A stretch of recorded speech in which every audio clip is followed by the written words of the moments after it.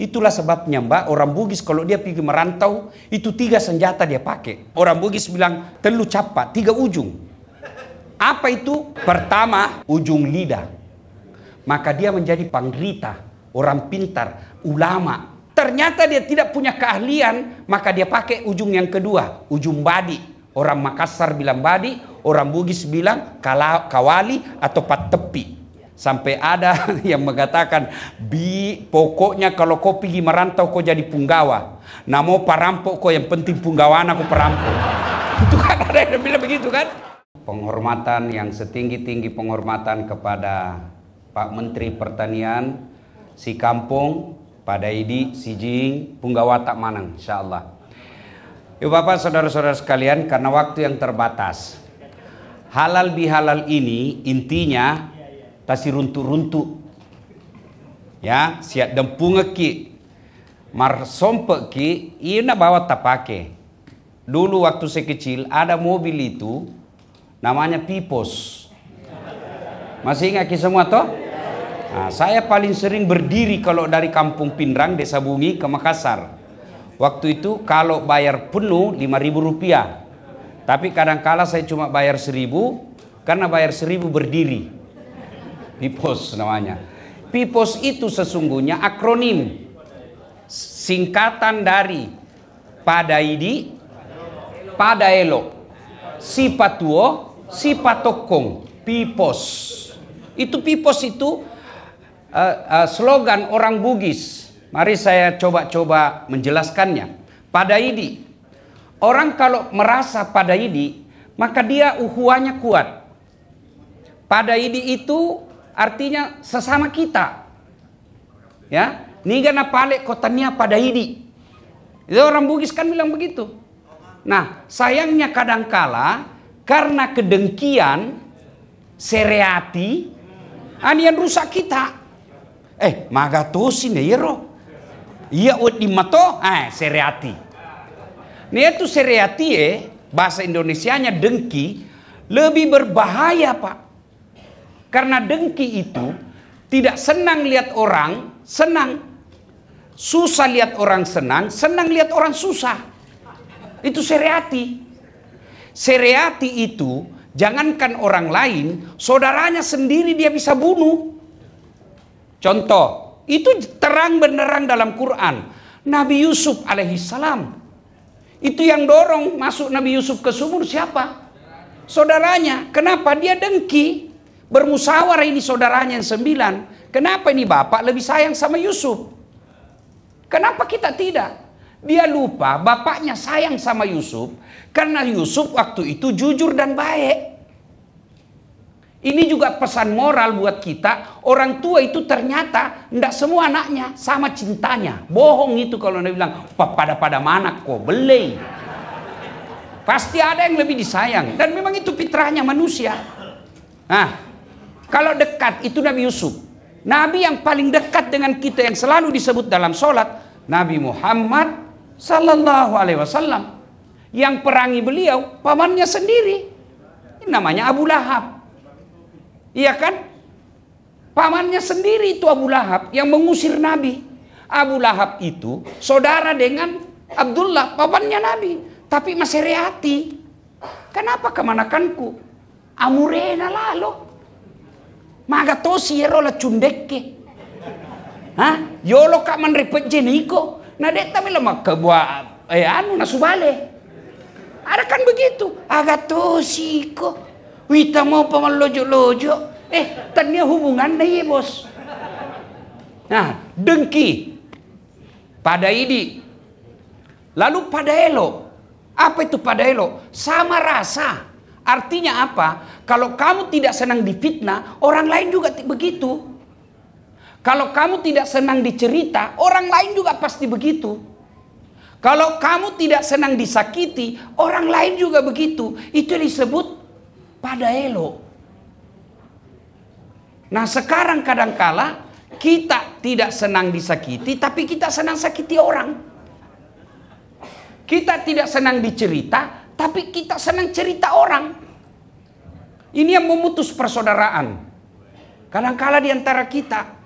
Itulah kadangkala yang gampang itu gosip. Kalau dulu orang mah gosip, zaman saya kecil, itu pina jadi kalau ketemu ki. Biasa ibu-ibu mah gosip di mana? Di sumur. Kalau pergi mencuci, kan dulu kan susah itu sumur. Kumpullah dia. Atau di mana? Pangkak-pangkak, balai-balai. Di mana lagi? Di tangga, sambil cari kutu. Dulu waktu saya kecil, nggak bisa orang gosip kalau nggak ketemu. Sekarang modern nih. Satu di Jawa Timur, satu di Kalimantan Timur, satu di Sulawesi Selatan, satu di Jakarta, satu di Mekah, satu di Tawau. Yang digosip yang ada di Pindrang. Coba, nggak ketemu itu, nggak ketemu.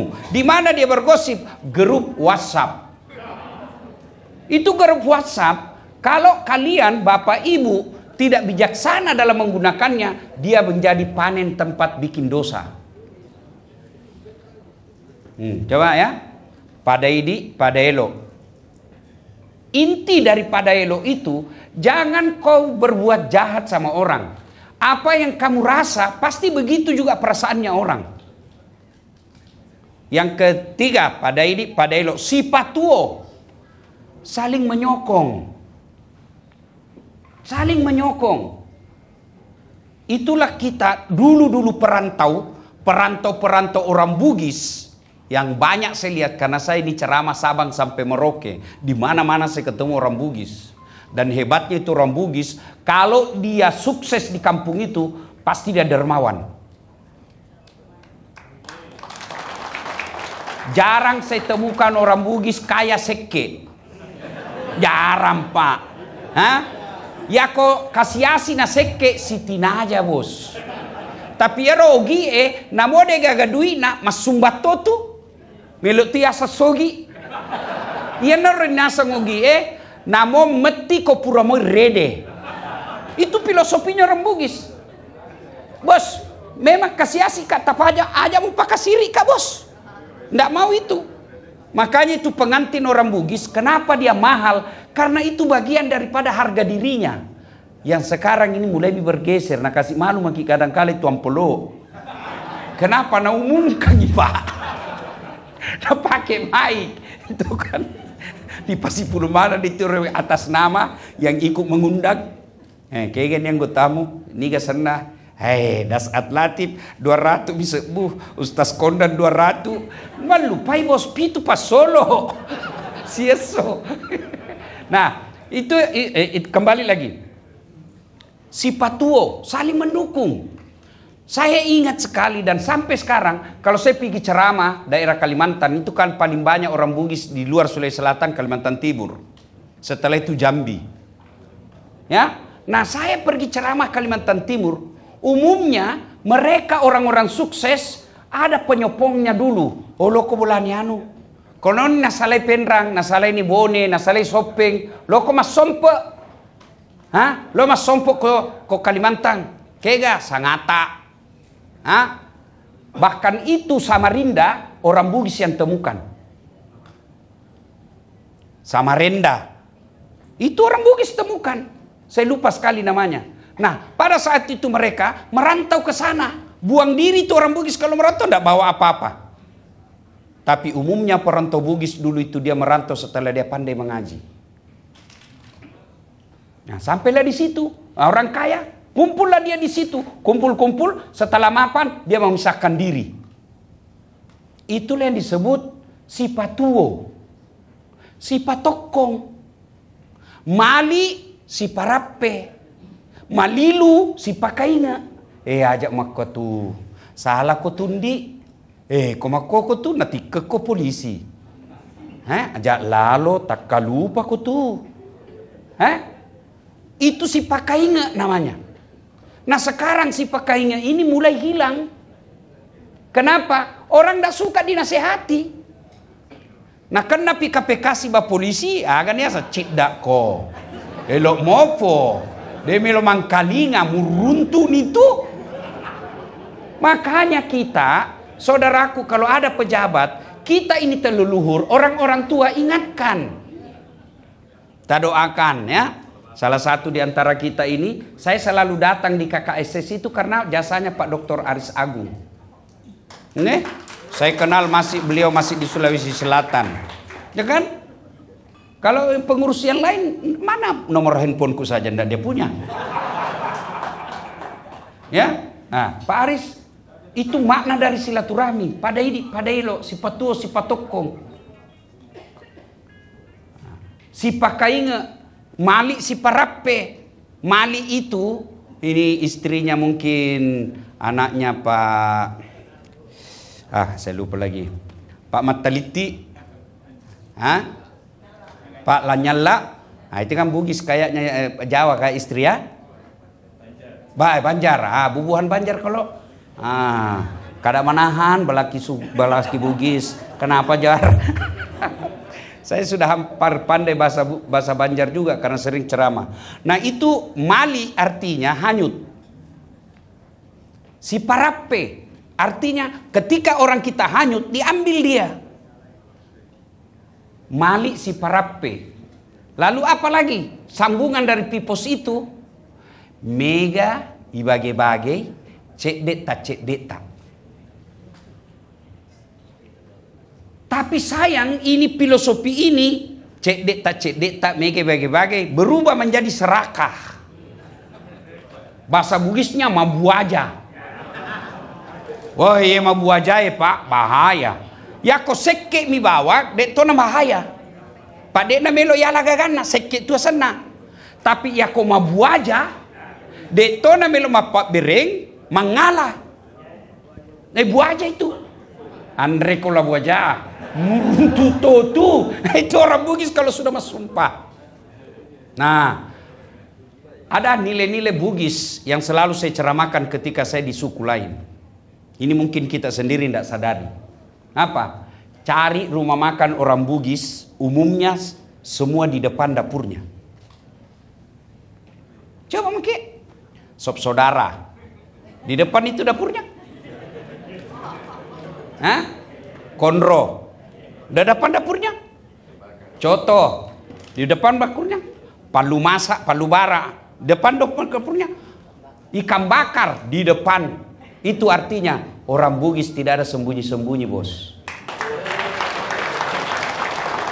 Makanya itu kalau ada pilkada selalu dicari itu KKSS. Kenapa? Salah satu filosofinya dia tidak minta uang. Biasa na bilang balui motoromu masiri kikoi beiti si kampungnya. Itu orang Bugis tidak sembunyi-sembunyi. Kadang-kala kita dibilang kasar, saya bilang bukan kasar bos, itu namanya sportif. Coba kan, mohon maaf. Kita orang Bugis, kega bolano ladase, karena aku di kampung ladase. Di YouTube itu dasar latih. Kayak bulan nasa ladasa krohi. Bagi suku yang lain kita dianggap kasar. Saya bilang tidak, kita sportif. Ini namanya telunjuk. Maka dipakai menunjuk. Itu orang Bugis. Kalau nasuruh orang makan Pak, bagaimana? Tamaki, mandre. Ya toh, tidak ada na tutup Pak. Tak buka semua. Tapi terbuka semua Pak. Itulah sebabnya kenapa rumah orang Bugis kalau yang asli ya rumah panggung. Karena datang pituran perantau, nah ada dibilang rumah Jawa. Rumah Jawa itu lain rumah kayu, rumah batu sekarang. Kalau kita dulu orang Bugis rumah panggung Pak. Dan itu pasti dua tangganya. Iya toh? Tangga di depan, tangga di belakang. Apa gunanya tangga belakang? Kalau ada datang tamu Pak Aris, dega gagolla. Kan malu kita kalau ketahuan pilih apa. Maka dia turun di tangga belakang. Dia pergi ke tetangganya. Dia tidak bilang pinjam. Tidak. Apa dia bilang? Pasileleika. Tularkan saya. Dia tidak minta bos. Itu orang Bugis. Tamaki. Dan itu orang Bugis, lihat aja, saya selalu dibilangi sama teman-temanku di Jakarta. Kenapa itu orang Bugis kalau makan ramai semua anunya? Ramai mejanya. Saya bilang memang begitu, karena kita itu memberi makan adalah penghormatan. Makanya kalau ke rumah orang Bugis, biar bukan jam waktu makan, pasti nak kasih makan ki dulu itu. Kalau ndak nak kasih makan ki, nah jadi kan mako cerita sampai mati. Wih, maseke nasing roh. Desi senamelo Yandria Gagana. Hah? Bere deh. Nah semua maka ada malupu ki. Dan caranya itu bertanya sopan. Agamola, mangoto ka. Tetek siaga usah di kampungmu. Tetek 5, ele. Oh, letuk tetek 10-2. Itu maksudnya ini orang pasti belum pi makan. Tanya. Dikasih makan. Dan kalau tidak ada, dia pinjam. Itu yang disebut makna taruh meti ko puramoi rede. Saya jarang sekali dapat orang Bugis Makassar pelit, Pak. Jarang, Pak. Dan saya rasakan kalau orang Bugis Sunda ngas ceramah, temi, Pak.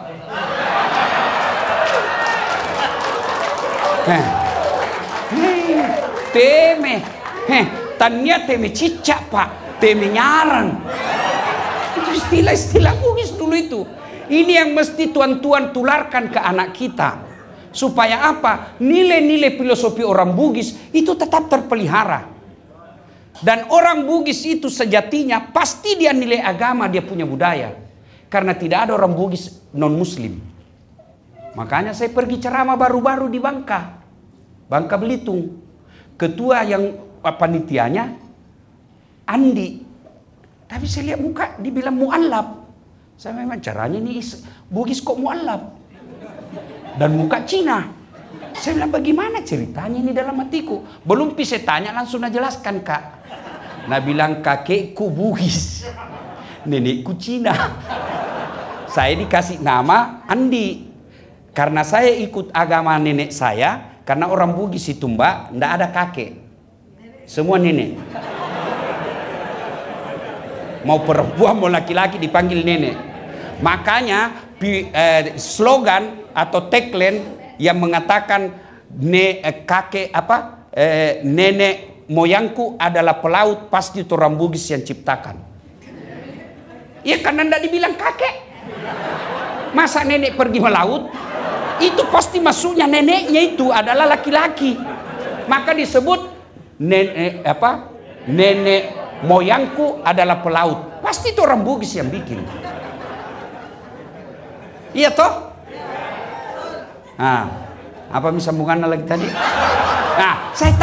Dia jelaskan.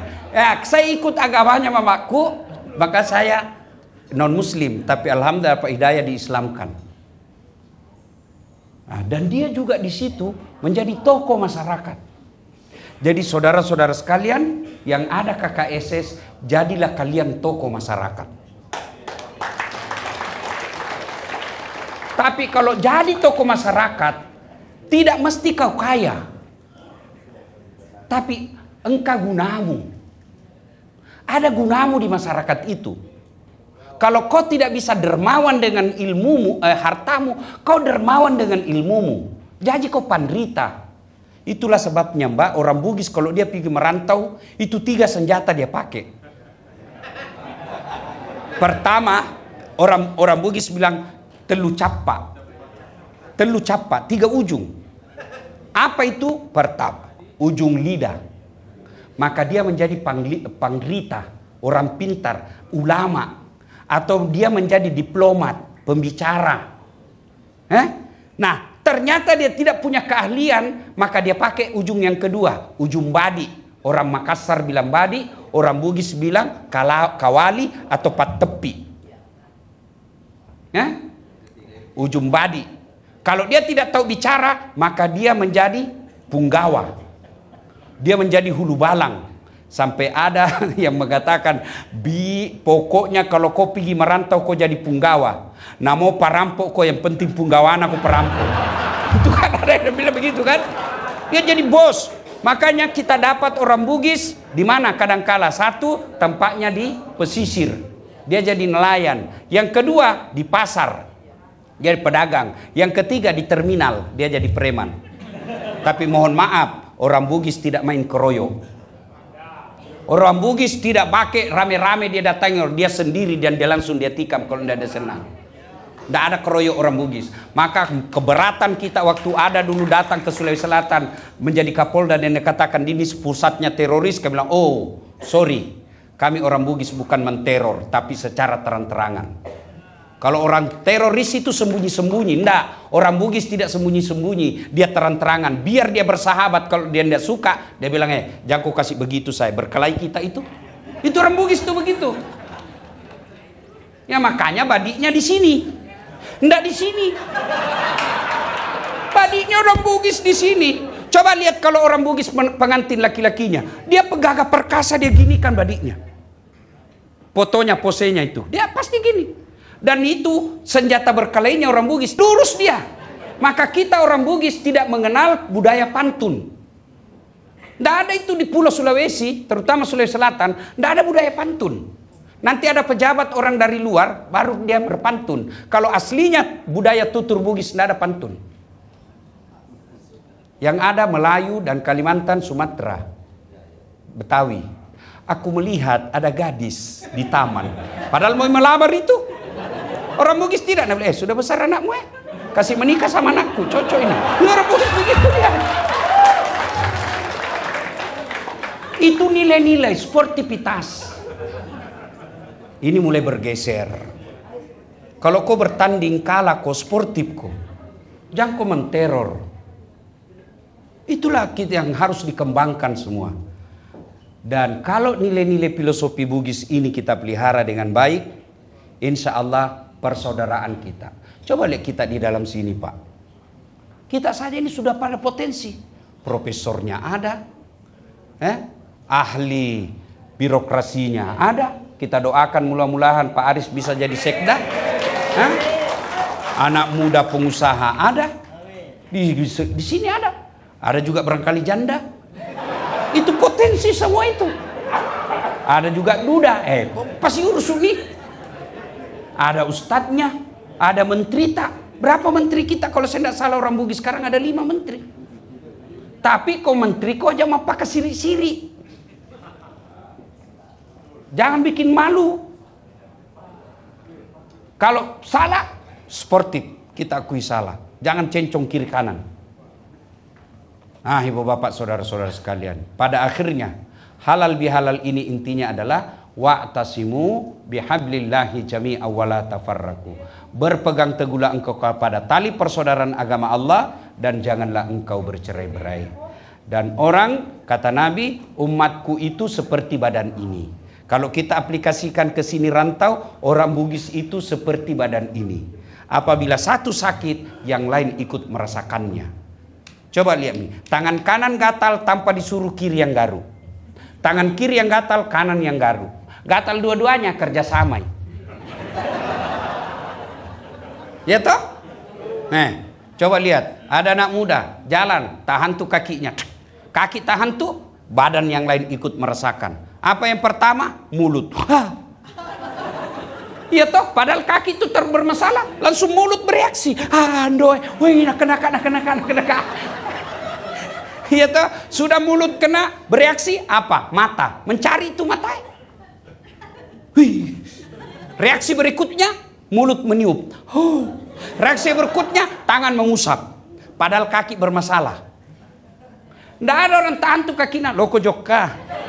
Jokka no. Loko jokka. Biko jalan-jalan kok terus. Nggak. Begitu mestinya kalian orang Bugis Makassar. Satu kok sakit, si culuk-culuk kok. Ya, mungkin ada yang jadi pedagang. Ada yang menjadi birokrat seperti Pak Aris. Ada jadi pedagang. Ada jadi pengusaha. Ada jadi politisi. Kompak mako, satu badan. Jangan malah saling menyerang. Kalau kalian saling menyerang dan saling menyodokkan, tidak ada gunanya Pak. Sudah kita rantau kecil minoritas, lalu kita bercerai-berai, maka kita seperti buih di lautan. Banyak tapi terombang-ombang oleh ombak. Tapi kalau Bapak kuat, meskipun kecil, kita akan menjadi kekuatan besar. Nih, jari-jari kecil semua Pak. Tapi kalau dia kompak, jangan kau ganggu istriku. Kutinju kau. Itu kalau dia bersatu. Tapi kalau dia cuma jari kelingking, apa jagonya ini? Satu je. Paling seksi kebersihan. Jadi kalau kau suka bertengkar, seksi kebersihanku itu nanti bos. Ya kan? Saya sebenarnya Pak biar 2 jam bisa jelaskan ini budaya orang Bugis. Ya cuma karena waktu terbatas ya. Saya harus ada penerbangan jam 10.